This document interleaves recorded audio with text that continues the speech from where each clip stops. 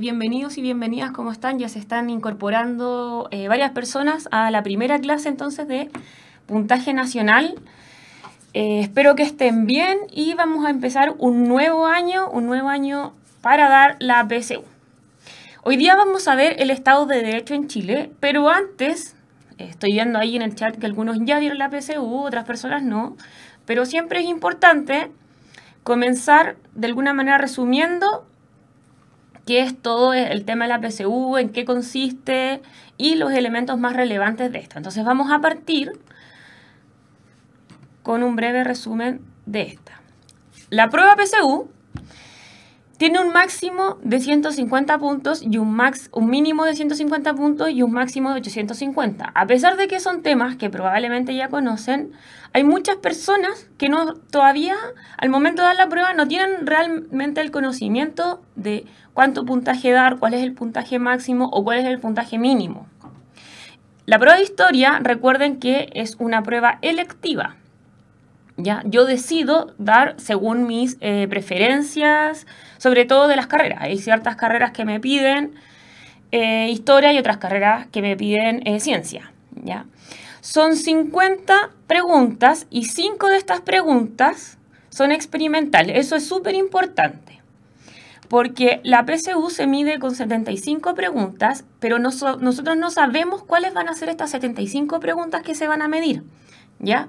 Por lo tanto, tenemos que rendir las 80 como si fueran todas reales. O sea, como si todas estas valieran exactamente lo mismo, ¿no es cierto? Por lo tanto, nosotros no vamos a saber cuáles van a ser esas 5 experimentales. Y tiene una duración de 2 horas y media. Y es súper bueno que todos estén conectados, porque el gran desafío de la PSU y el gran desafío de la PSU de historia en particular tiene que ver con la concentración y con poder ir relacionando todas las materias posibles.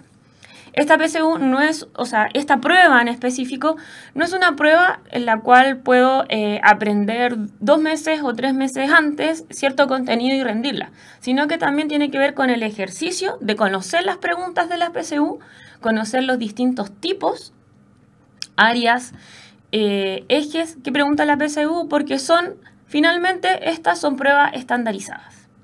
¿Ok? Otra cosa importante y que se vuelve relevante al momento de estudiar la PSU y también de las habilidades que yo tengo para las distintas materias dentro de historia son los ejes temáticos. Y el DEMRE ha establecido que tiene 4 ejes temáticos, la PSU de historia. El mayor porcentaje de preguntas, que es alrededor del 45%, puede ir variando, es de Chile y América en perspectiva histórica, lo que nosotros denominamos básicamente historia de Chile. Luego viene entonces espacio geográfico, al lado de allá, con un 23%. Luego viene 17% con el mundo en perspectiva histórica y el 15% en democracia y desarrollo. Por lo tanto, hay que generar estrategias para poder abarcar la mayor cantidad de preguntas y conocimientos posibles en la PSU. Evidentemente, es ideal que ustedes logren manejar todos los elementos, todos los distintos ejes que tiene la PSU, pero también es relevante que ustedes conozcan. ¿Ya?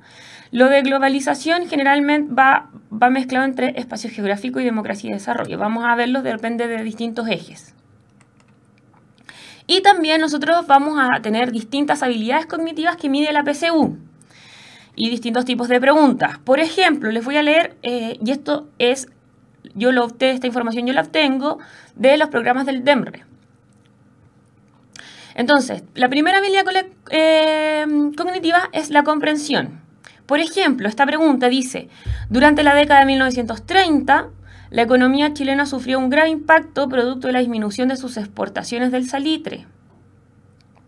¿Cuál de las siguientes afirmaciones constituye una causa de esta disminución de las exportaciones?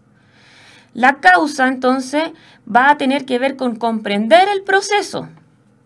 Y, por lo tanto, la alternativa final no las voy a leer todas porque el desafío no es analizar la pregunta, sino comprender que la habilidad cognitiva es la crisis económica mundial producida por la caída del precio de las acciones en la Bolsa de Comercio de Nueva York. ¿Ok? Por lo tanto, tenemos un elemento que es la comprensión, que puede preguntar causa, efecto, consecuencias, etc. Luego tenemos la aplicación, ¿ya? Que dice, la contaminación del aire constituye un problema ambiental urbano importante en diversas ciudades chilenas, el cual representa una situación de riesgo para la salud de las personas. Y acá viene la pregunta, ¿cuál de las siguientes acciones responde a una solución del origen a este problema? Por lo tanto, a mí me dan una frase, me establecen un problema y yo tengo que otorgarle una solución en función, evidentemente, de lo que ya conozco, de las materias y de lo visto durante todo el año. La primera, y en este caso, esta pregunta tiene soluciones que son una solución general, que es entonces la restricción del uso de fuentes de emisión de material particulado, pero tiene otras que son engañosas. Por ejemplo, la vacunación masiva para evitar enfermedades broncopulmonales, sí, se hace, ¿no es cierto? Muchas veces cuando estudiamos la PSU, los estudiantes dicen, bueno, pero eso sí se hace. Evidentemente se hace, pero ¿eso constituye una solución o constituye un elemento para paliar la contaminación? ¿No es cierto? Por lo tanto, son elementos distintivos y los conceptos en historia son súper relevantes para responder de manera adecuada. Luego tengo la habilidad cognitiva de análisis, síntesis y evaluación. Entonces, generalmente, estas que son mucho más complejas van acompañadas de un breve párrafo, en la que yo tengo que analizar el párrafo y, en conjunto con los conocimientos que yo tengo, analizar la situación, analizar la idea detrás, lo que me preguntan. Comillas. La desigualdad de las condiciones y de la fortuna nace de la desigualdad natural de talentos, aptitudes y fuerzas, y no está en la mano del hombre corregir esa desigualdad. Sabiamente lo ha dispuesto así la providencia, pues el día que se nivelase las condiciones y fortunas de los hombres, desaparecería la sociedad, que se funda en la reciprocidad de servicios que se prestan unos a otros. Mariano Casanova, Pastoral del Arzobispado de Santiago en 1891. En este ejercicio, yo siempre les voy a mencionar durante todo el año que es súper importante que ustedes lean de dónde sacaron esta frase, quiénes y de dónde la sacaron. Y probablemente ese elemento les va a dar entonces el puntapié y les va a dar una pista de sus propios conocimientos de la respuesta a colocar. Y por lo tanto, dice... El texto anterior alude a los problemas sociales de fines del siglo XIX que dieron origen a la llamada cuestión social, que es algo que deberíamos haber escuchado al menos a partir del análisis de dicho texto. ¿Cuál fue la posición de la Iglesia Católica chilena frente a dicha problemática? Entonces, recuerden que tenemos esta pregunta, tenemos la frase arriba, o sea, el texto arriba, y tenemos los conocimientos que ya habíamos desarrollado a partir de todos los años de escolaría, ¿no es cierto?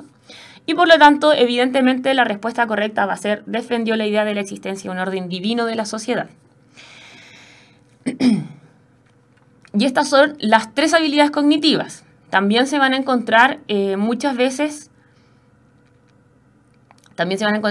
con este tipo de preguntas que dice solo uno, solo dos, solo tres, que es probablemente la que más complica a los estudiantes, pero que esas tienen que ver con descarte, que las vamos a ir viendo durante todo el año. Entonces, hoy día, en la primera clase del Estado de Derecho en Chile, vamos a ver la Constitución Política como organización del régimen en Chile. Establece las bases, ¿qué va a establecer las bases de la institucionalidad? Define el carácter y la finalidad del Estado, define a los sujetos políticos, regula la nacionalidad y ciudadanía, garantiza los derechos y regula los deberes de las personas. Consagra la separación de las funciones públicas, ejecutivas, legislativas, judiciales y de control, y define la responsabilidad de los gobernantes. Y luego vamos a ver la caracterización de los mecanismos de acceso a la justicia en Chile y de los principales rasgos del sistema judicial chileno. Este elemento, el segundo elemento, yo voy a poner en el tapete el tema de la justicia en Chile, pero lo vamos a ver la próxima semana, ¿ya? Para que esperemos que todos se vayan conectando a Puntaje Nacional. Antes de partir con el tema del Estado en nuestro país, necesitamos primero definir ¿Qué es esta categoría que muchas veces es completamente ambigua? ¿No es cierto? ¿Qué es el Estado? ¿A qué nos vamos a referir con este elemento? Entonces es súper importante partir de estas ideas que son ideas conceptuales, pero que tienen su elemento físico concreto, sobre todo hoy día, por ejemplo, ayer con el cambio de mando, esta palabra, todo lo que vamos a ver en esta clase va a aparecer mucho. Y el Estado se define como una forma de organización social soberana que tiene el poder administrativo y de regulación sobre un determinado territorio. A su vez, cuando se menciona el Estado de Derecho, se incluyen en él las organizaciones resultantes de la ley y la división de poderes. Vamos entonces a desmenuzar un poco esta definición de Estado. Por lo tanto, partimos haciendo esta gran distinción entre la nación y el territorio. Ya habíamos establecido que el Estado es una forma de organización social soberana que tiene el poder administrativo y tiene una regulación a partir de un territorio. Por lo tanto, la nación va a tener que ver más bien un grupo humano que se caracteriza por mantener una vinculación cultural, sanguínea u origen. Puse la bandera mapuche porque esta es una problemática que tiene que ver hoy día, en la actualidad, en el cual la cultura mapuche habla de una propia nación, ¿no es cierto? De una nación que no tiene que ver con la chilena, y muchas veces pueblos originarios de distintas partes de Latinoamérica se hablan de distintas nacionalidades. Entonces la nación, lo que agrupa, tiene que ver más bien con elementos culturales y, como dice ahí también, con vinculación sanguínea o de origen. Por ejemplo, si yo soy chilena y yo me voy de viaje a Brasil, a Colombia, etcétera, yo en ese territorio que es de otro estado, es de otra nación, yo voy a seguir, mi nación sigue siendo chilena, ¿ya? Por eso, la nación no tiene directa relación, no es que no haya alguna relación, pero directa relación con el territorio, ¿ya? Recuerden que la dinámica que tenemos en puntaje nacional, y específicamente yo para realizar la clase de historia, si es que algunos ya nos vieron el año pasado, es realizar la clase, que ustedes puedan escuchar, puedan anotar nota, y finalmente, cuando yo realizo las preguntas, al finalizar las preguntas, ustedes me ponen en el chat todas las dudas que tengan, ¿ya? Porque así no nos desordenamos y yo puedo seguir un hilo conductor que luego ustedes pueden revisar esta materia. Entonces recuerden anotar todas sus preguntas en una hoja, viendo el video en una hoja, y posteriormente, al finalizar la clase, yo doy un tiempo para responder las dudas, ¿ok? Seguimos. Y por otro lado está el concepto de territorio asociado, donde es una superficie de tierra determinada, pero no solo tierra, sino que mar y espacio atmosférico. Y a su vez también se van a considerar territorio del país las embajadas, sus automóviles, sus transportes de guerra, entre otras. ¿Ya? Es súper importante porque considerar que una embajada en otro país es parte del territorio es un elemento que muchas personas no conocen o también se ocupa muchas veces cuando se quiere pedir asilo político. Varias personas van de asilo político y van a la embajada primero y a partir toman un auto y un avión y todos estos elementos son parte del territorio de otro país. ¿Ya? Por ejemplo, la embajada de Francia en Chile pertenece a Francia. La embajada de Estados Unidos en Chile pertenece a Estados Unidos. A pesar de que materialmente se encuentran en territorio chileno, no le pertenece a dicho país. ¿Ya? Ahora, para hablar del Estado como tal, nosotros vamos a definir que este Estado tiene bases de la institucionalidad. Hay bases para conformar este Estado. Y las bases de esta institucionalidad están fundamentadas en la Constitución. La Constitución va a ser este gran marco regulador que va a regir tanto a los políticos como a los ciudadanos y a las instituciones estatales y públicas, ¿no es cierto?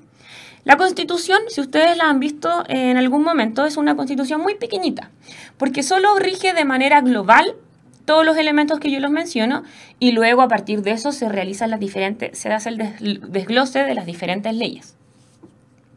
Entonces, a partir de esta Constitución se va a condicionar el accionar del Estado, ¿ya?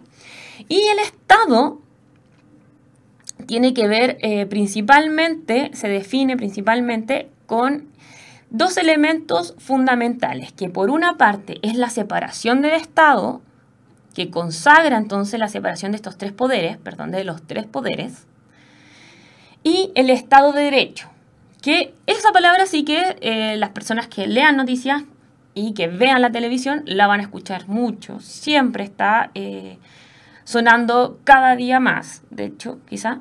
Y el Estado de Derecho se define entonces por la que las autoridades que lo gobiernan están limitadas estrictamente por un marco jurídico supremo que aceptan y al que se someten en sus formas y contenidos. Por lo tanto, este Estado de Derecho tiene que ver con una regulación, o sea, las instituciones, los políticos actúan en base a un marco regulatorio, ¿ya? Y evidentemente uno de los elementos más importantes de la República tiene que ver con la separación de los poderes.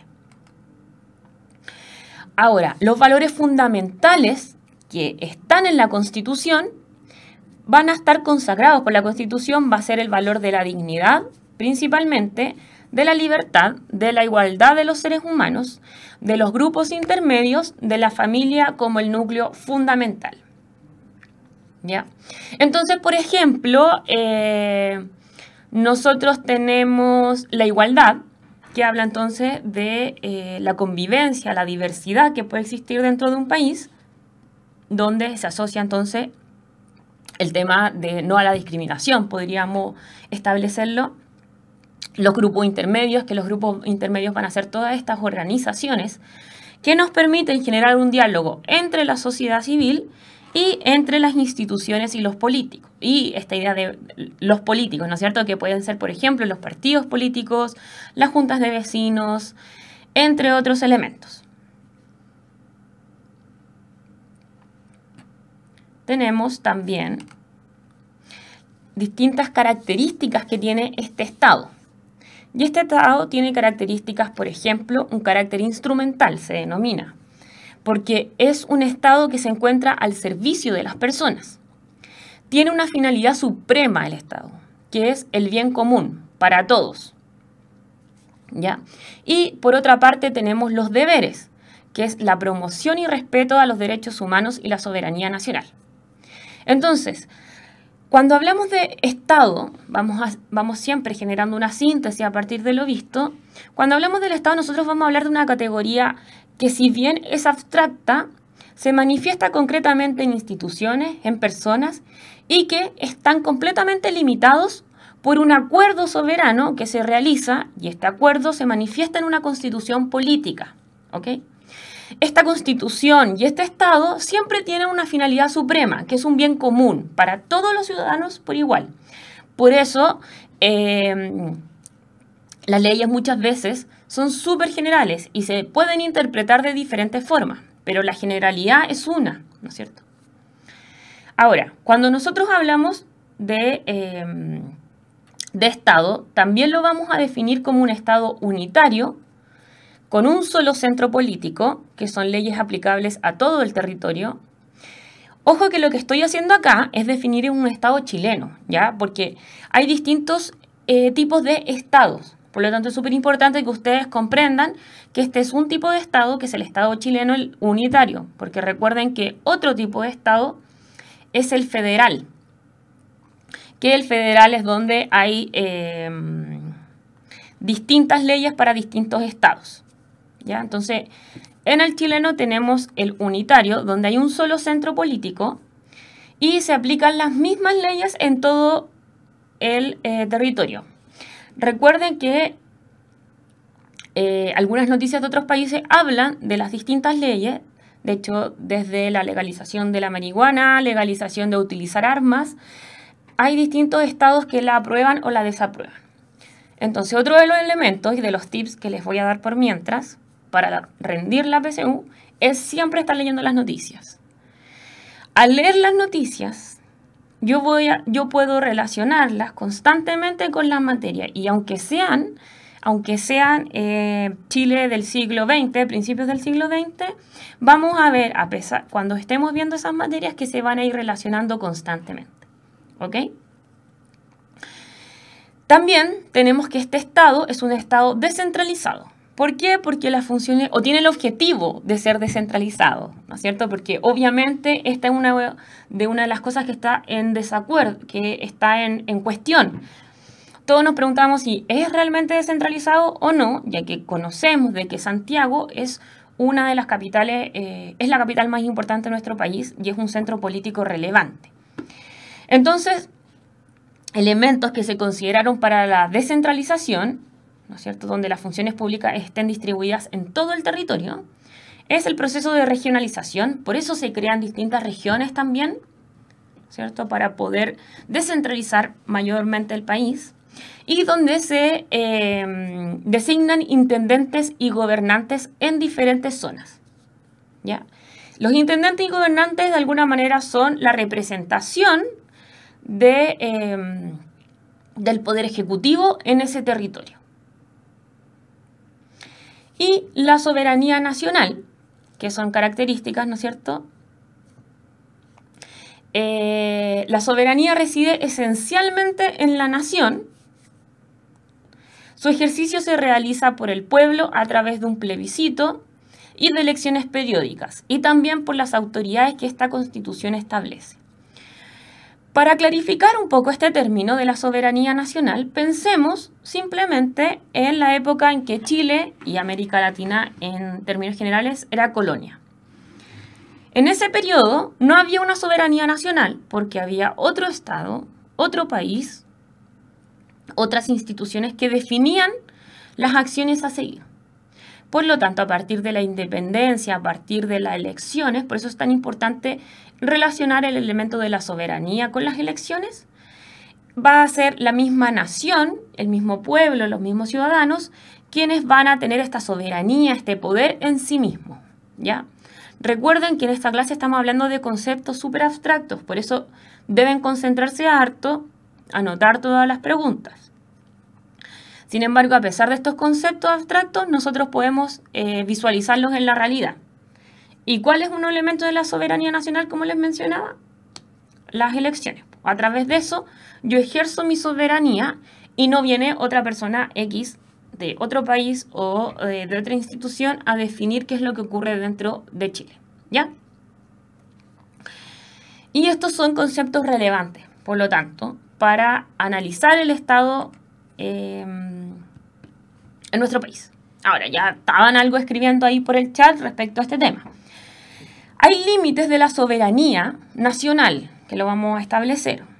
Uno de estos límites de la soberanía nacional que están consagrados por diferentes acuerdos internacionales tiene que ver con el respeto a los derechos humanos, de los cuales mucho se habla, pero muy poco conocemos de las características. Los derechos humanos son derechos inherentes a todos los seres humanos, ojo con esto, inherentes a todos los seres humanos, sin distinción alguna de la raza, sexo, nacionalidad, origen étnico, lengua, religión o cualquier otra condición que exista, ¿ya? Todos los seres humanos debemos respetar los derechos humanos.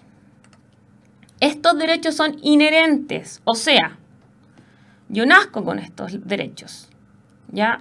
No puedo no es algo que se me da porque, no sé, porque tengo tal o cual nacionalidad.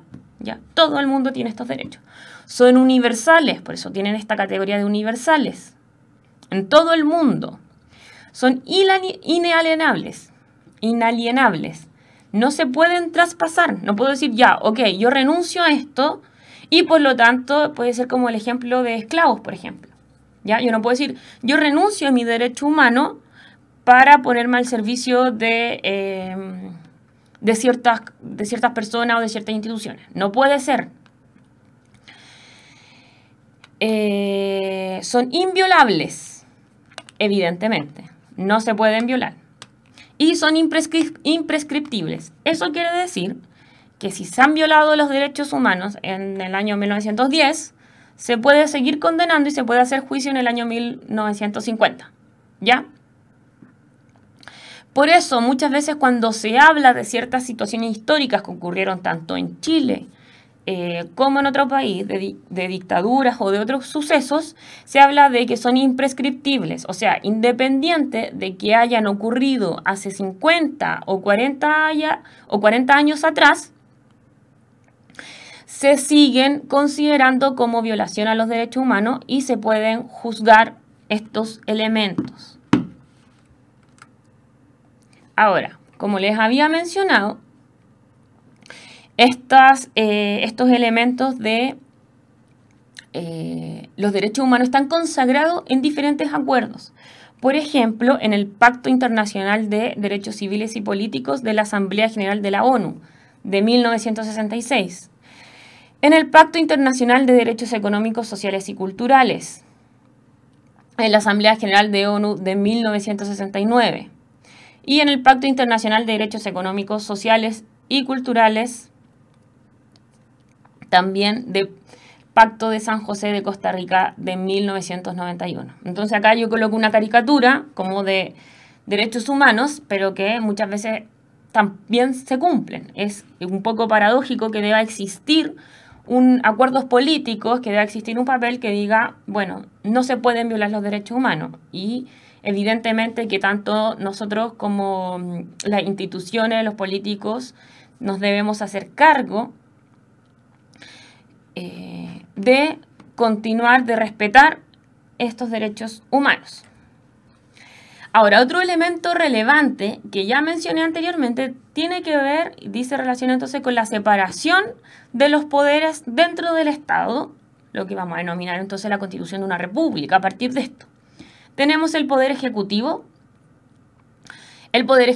representado entonces en el presidente, en la moneda, esta institución, la moneda, ¿no es cierto?, donde trabaja el presidente del Ejecutivo.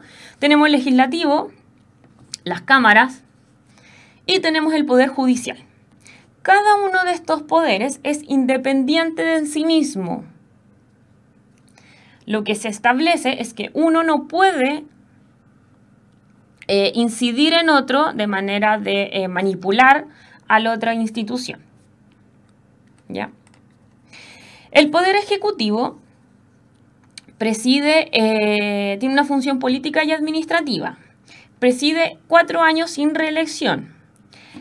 Tiene que poseer la nacionalidad chilena, tiene que haber cumplido 35 años de edad y tiene que ser ciudadano con derecho a sufragio. Estos elementos los vamos a profundizar más adelante y también voy a profundizar el elemento de la función política y administrativa. Pero consideremos por hoy día que el Poder Ejecutivo está representado en él o la Presidenta de Chile y que a su vez este Poder Ejecutivo va a estar representado por todos los designantes que realiza este presidente, que son los ministros, los gobernantes, los intendentes, etc. Nosotros estamos viviendo este proceso, de hecho. Ayer recién asumió el nuevo presidente con todos sus ministros, por lo tanto podemos nuevamente ir aprendiendo de que este es el cambio del Poder Ejecutivo.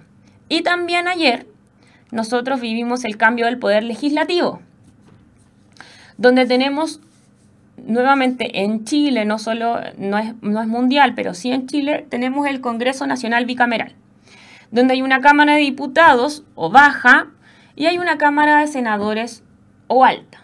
Los diputados tienen el objetivo entonces de fiscalizar los actos del gobierno y también, dentro de varias tareas, de declarar si han o no lugar las acusaciones constitucionales que formulen sus miembros en contra de autoridades del Estado. Recuerden que el Poder Legislativo tiene la capacidad de aprobar, de crear y aprobar leyes, ¿ya? Y dentro de otras tareas están las que estoy nombrando acá. Y en la Cámara Alta o la Cámara de los Senadores es uno conocer de las acusaciones que la Cámara de Diputados entable en contra de las autoridades del Estado, decidir si han o no lugar las acciones judiciales que cualquier persona pretenda iniciar en contra de algún ministro de Estado. Recuerden que los ministros son parte del Poder Ejecutivo. Y 3, conocer de las contiendas de competencias que se susciten entre las autoridades del gobierno y los tribunales superiores de justicia. Por lo tanto, los diputados y los senadores, las cámaras de los diputados y los senadores, tienen más bien que ver con... tiene que ver más bien con fiscalizar las acciones del Ejecutivo, ¿ya? Y tenemos el Poder Judicial. ¿Y qué se establece entonces en el artículo 76 respecto del Poder Judicial? Se dice lo siguiente. Entonces tiene la facultad de conocer de las causas civiles y criminales, de resolverlas y de hacerlas ejecutar. Lo juzgado pertenece exclusivamente a los tribunales establecidos por la ley. ¿Ya? Por lo tanto, van a ser el Poder Judicial el que tiene que ver con demandas civiles, criminales, demandas de familias, etc. Ahora, como yo había nombrado este tema de el Estado de Derecho, ¿se acuerdan? Entonces habíamos hablado de que Estado de Derecho es este marco que se encuentra limitado por un... tiene que ver con este Estado, con este accionar que se encuentra limitado por un marco jurídico. Y los componentes de las personas, o sea, los políticos que hacen funcionar las instituciones del Estado, se encuentran bajo este principio que es un principio de probidad y que dice comillas. El principio de probidad es la conducta funcionaria moralmente intachable y una entrega honesta y leal al desempeño de su cargo, con preeminencia del interés público por sobre el privado. Por lo tanto, el principio de probidad establece que los funcionarios van a colocar en el centro el bien común, que habíamos establecido este elemento habíamos establecido entonces la importancia que tiene que ver este elemento del Estado como un bien común, como un bien para todos, y no el interés privado, ¿ya? Entonces, para llevar a cabo todos estos elementos, nosotros tenemos distintos órganos que van a controlar también el Estado, ¿ya? Por ejemplo, tenemos el Tribunal Constitucional, que se hizo muy conocido, apareció mucho en la televisión, a partir de la última ley, de la aprobación de la ley de aborto, ¿ya? Ustedes van a ver ahí muchas fotografías donde aparecen el Tribunal Constitucional. ¿Por qué? Y va a ser principalmente porque va a velar por la constitucionalidad de los actos, de todos los actos jurídicos del Estado. Recuerden que el Ejecutivo, si bien no aprueba o desaprueba leyes, puede vetar leyes y puede presentar también leyes al Congreso. Y por otro lado tenemos la Contraloría General de la República, que tiene el objetivo de controlar la legalidad de los actos de la administración del Estado. Y por otra parte, fiscalizar el ingreso y la inversión de los fondos del fisco. Por lo tanto, la Contraloría General se relaciona más directamente con los elementos económicos de fiscalización. Y estos son órganos de control, los órganos de control más relevantes que tiene el Estado. Por lo tanto, ahora vamos a pasar a los ejercicios. Recuerden que la dinámica que nosotros tenemos establecida es que pasamos a los ejercicios.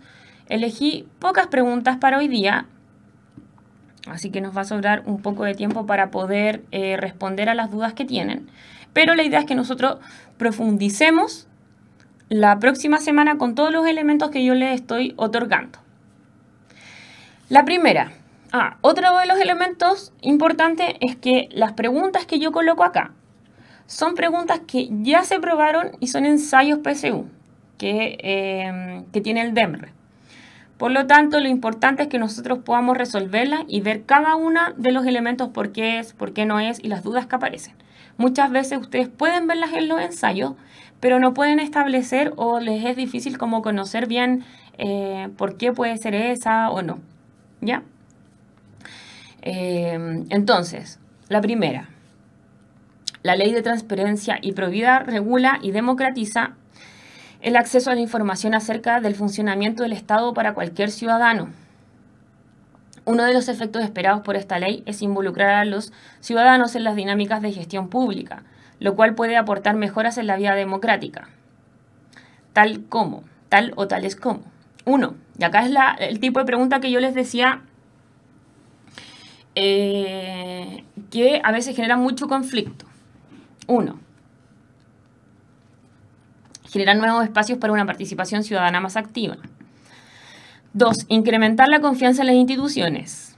3. Evitar la corrupción de las instituciones del Estado. A. Solo 1. B. Solo 2. C. Solo 1 y 3. D. Solo 2 y 3. Y E. 1, 2 y 3. A ver, en general las preguntas están relacionadas entre sí. Por lo tanto, mientras más avance el año, nosotros vamos a poder responder más preguntas, porque a menos que sea una pregunta muy definida, como ¿qué es esto? A o B, la vamos a poder contestar. Por lo tanto, acá hay otros elementos que necesitamos ir viendo para poder contestarla, pero podemos realizar un análisis, ¿no es cierto?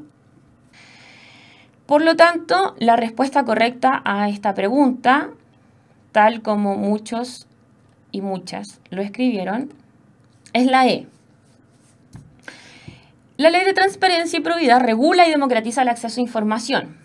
Aquí habla de un contexto en particular que nosotros también lo vamos a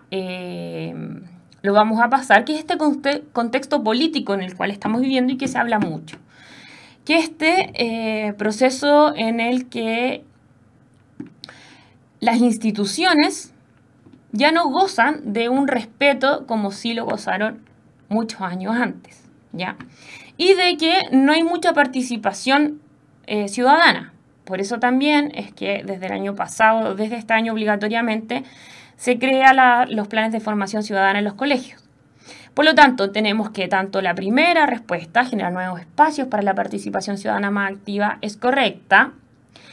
Se va a intentar entonces también incrementar la confianza en las instituciones y también evitar la corrupción en las instituciones del Estado como elemento de probidad, ¿ya? Por lo tanto, la alternativa correcta es la E. Seguimos. La Constitución Política de Chile consagra los derechos y deberes constitucionales y asegura la igualdad ante la ley, la libertad de enseñanza, la libertad de emitir opinión y la de informar, el derecho de reunión, el derecho de asociación y el derecho de sindicalización, entre otros. Uno de los objetivos de estas disposiciones es promover el pluralismo social, por cuanto este permite principalmente a. El desarrollo de una cultura ciudadana organizada políticamente a través de partidos. B. La conformación de una identidad nacional que garantice el consenso político. C. El establecimiento de un gobierno democrático con altos niveles de representatividad. D. La formulación de un proyecto educativo nacional sustentado en valores laicos. Y E. La representación de la visión de mundo e ideologías de diversos grupos sociales. Recuerden que siempre tienen que ver qué es lo que están preguntando, porque las frases pueden ser correctas, pueden en sí mismas no tener ninguna falacia, pero no se va a relacionar con lo que están preguntando. Por lo tanto, nuevamente, atención, ¿qué es lo que está pasando ahí con las preguntas? Y en efecto, entonces la respuesta correcta es la E. Estamos hablando de los deberes constitucionales que asegura la igualdad de la ley, de la libertad de enseñanza, la libertad de emitir opinión, de informar, de derecho a reunión, derecho a asociación, derecho a sindicalización, entre otros. Por lo tanto, uno de los objetivos de disposición es promover el pluralismo social. Y esa es la palabra clave, el pluralismo social. Por lo tanto, la alternativa correcta es la representación de la visión de mundos e ideologías de diversos grupos sociales, diversos mundos sociales. ¿Ya? Ahora, y esta es la dinámica que vamos a tener durante el año, ahora pueden establecer preguntas.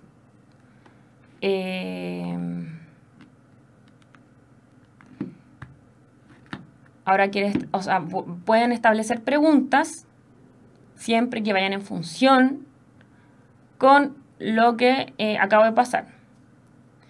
Recuerden que las clases de historia van a ser todos los lunes a las 5 y que empezamos con esto con el eje de democracia y desarrollo para posteriormente, casi en fines de abril, comenzar a ver Historia de Chile, que es el grueso de la prueba, ¿ya? Por lo tanto, la próxima semana nosotros vamos a profundizar, vamos a ver la reforma procesal penal y vamos a ver otros elementos que tienen que ver, que dice relación entonces con el Estado de Derecho. Las clases duran entre 45 minutos y 1 hora. Las clases posteriormente se editan y se suben a la página, ¿ya? Por lo tanto, ustedes pueden verlas tranquilamente sin pausar, pueden tomar nota y pueden verla también después en su casa. Y la próxima semana yo parto consultando si tienen alguna duda, realizando un pequeño repaso de la clase anterior y si tienen alguna duda de la clase que vimos. En general es una estructura que se logra organizar, en la cual se logra organizar esta metodología de streaming. Sí, las clases del año pasado sirven, obviamente sirven verlas, a menos que la PSU nunca cambie radicalmente. Aún el DEMRE no saca el temario de este año para la PSU, para el ingreso del 2019, pero en general los elementos nunca van a cambiar tanto, ¿ya? Por lo tanto, yo realizo estas primeras clases a partir de la programación del año pasado. Ensayen facsímiles antiguos de PSU siempre y cuando tengan relación con el temario, porque la PSU de hace 10 años atrás no son las mismas temáticas. Por lo tanto, yo diría que voy a ver bien, pero yo diría que desde 4 años atrás en adelante sirven, porque igual se han ido cambiando las temáticas. Me preguntan qué factores hacen que Chile no pueda ser un país federal. El que Chile sea un país unitario se establece a partir de la Constitución, ¿ya? Por lo tanto, lo que tendría que existir para que Chile fuera un país federal sería un cambio constitucional. O sea, existir un debate en torno a eso y una aprobación de la ley para un cambio federal. En general es súper difícil que luego de que exista un país unitario se cambie a un país federal. Ya es muy pocas veces. De hecho, no conozco, voy a averiguar qué país pudo haber hecho ese cambio, pero lo dudo bastante.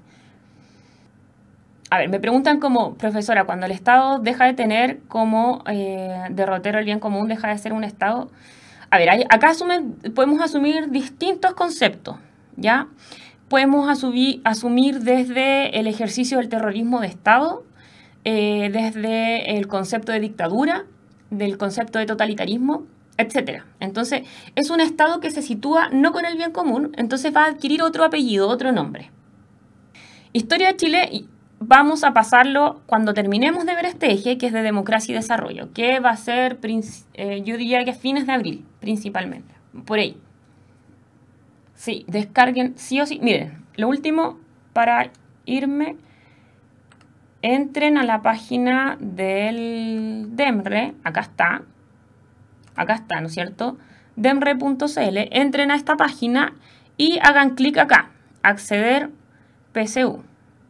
Y acá se van a encontrar con todas las fechas importantes. Todavía el DEMRE no actualiza su página, pero sí, en esta parte que dice la prueba, pueden establecer las historia y geografía.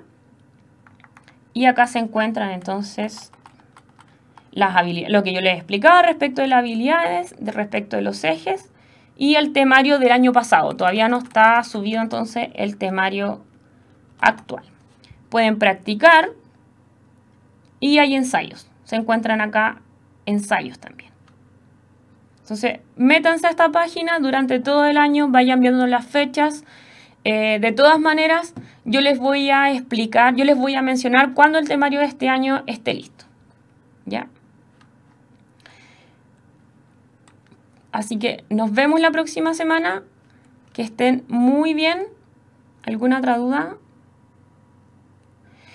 Los horarios de transmisión, si no me equivoco, están en Facebook, en todas las redes sociales de Puntaje Nacional y también en la página. ¿Ya? Si no, parece que en el video que de término de clase también aparece. Así que estén bien. Hasta la próxima semana.